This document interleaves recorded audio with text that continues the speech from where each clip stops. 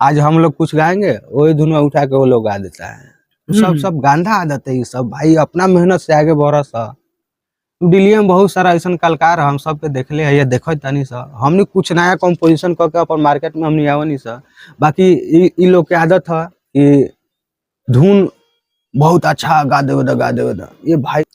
अरे नथिया टिकावा ये सैया नौथान के चाहिए, अरे नथिया टिकावा ये सैया नौथान के चाहिए।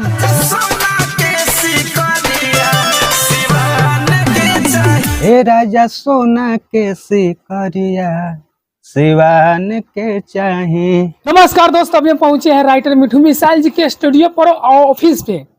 आज मेरे पास भोजपुरी के सुपरस्टार राइटर मिठू मिसाइल जी हैं। इनसे कुछ खास बातचीत करेंगे और बोल बम के सीजन आ चुका है, क्या क्या भैया धमाका लाए हैं। और धनंजय धड़कन जी के गाना अभी काफी ज्यादा बज रहा है, सोनमा के सिकरिया। तब भैया लिखे और भैया से बात करेंगे कैसे भैया मेहनत की है, कैसे हैं आप। सबसे पहले सबके प्रणाम है, जितना भी मेल भोजपुरी चैनल देखता नहीं। हम ठीक बानी, अपन बताइए। हम भी ठीक है भैया।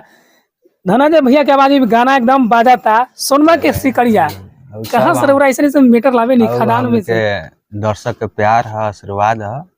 अभी तो स्टूडियो भर जाए हमने के गाना गईल है। बाकी गाना बहुत ही बेस्ट क्वालिटी में आवे वाला है।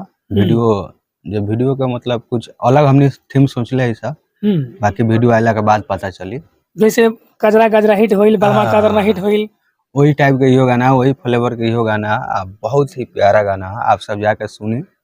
धनंजय धड़कन एंटरटेनमेंट पर चैनल पे ये गाना रिलीज है। सोना के सिकरिया सिवान के चाहिए। हाँ, सोना के सिकरिया सिवान के चाहिए। तो भैया सिवान के कहे चाहिए फिर सिवान में ज्यादा सोना के खान बा का ना जैसे वो कुछ गाना में प्यारा वर्ड आ जाला। अच्छा, बहुत ही प्यारा वर्ड आयल तो हमने सोचनी कि चलो ठीक बा। ढेर तो मोतिहारी जिला ये सब गएबे करनी सब। जहाँ तर हमने के बात रहल कुछ अलग करे के तो अलग कहने है जा। तो ये सोना के सिकरिया सिवान के केहू दिल्ली के खावे के, बॉम्बे के, पूना के, बरेली के, लेकिन रघुआ अलग कॉन्सेप्ट तैयारी की जो सिवान के बिहार के जिला के नाम बताइए। गाना बहुत ही प्यारा है। जिला के तो बात हमने ना करम साहब, बाकी गाना के पहले एक लाइन गा के सुना दे अपना मुखार बिंदु से। एकदम। अरे नथिया टिकावा ये सैया नौथान के चाहिए, अरे नथिया टिकावा ये सैया नौथान के चाहिए। ए राजा सोना के सिकरिया सिवान के चाहिए। क्या बात है भैया। भाभी गाना सुने तो खुश है कि नहीं। देखिए मेरे गाने से सब कोई खुश रहता है, और क्या है कि हम कुछ अलग करते हैं, ऐसा गाना कुछ करते हैं कि फैमिली भी गाना सुने तो कुछ अच्छा फील करे। मान लेते लहंगा चोली लिखला का मतलब कुछ होना। हम किसी राइटर के अगर फैन है तो आपको फैन है, हम ऑन कैमरा हम कह रहे हैं। चलिए आप भैया ऐसे चैलेंज किए हैं, बोले थे पिछले इंटरव्यू में जो ऐसे गाना हम लिखते हैं जो सब सुनते हैं, लेकिन वास्तव में आपका सारा गाना हम सुने हैं, फैमिली में बैठ के सुनने वाला एकदम कोई शिकायत नहीं आएगा। कुछ होता है चटक पटक तो कभी कालू आ जाता है। आजकल जो भोजपुरी में ऐसा गायक आ गया है कि मत पूछिए, कचरा करके रख दिया है। आज हम लोग कुछ गाएंगे वही धुन में उठा के वो लोग गा देता है। सब गांधा आदत है ये सब भाई, अपना मेहनत से आगे बढ़स। दिल्ली में बहुत सारा ऐसा कलाकार हम सब के देखले है, ये देखो तनी सा हमने कुछ नया कंपोजिशन करके अपन मार्केट में हमने आवनी सा। बाकी इ लोग के आदत है कि धुन बहुत अच्छा गा दे ये भाई तो अपना दम पर खुद ना 50 वर्ष लगे भौंकला का मतलब का। जब शिकायत था गाना ना मिलता हमरा से बात करा, गाना तारा के दे हम। अच्छा, आप गाना दीजिएगा, चोरी नहीं करिए ना। मखी मेहनत नहीं लागेला एगो धुन कंपोजिशन करे में।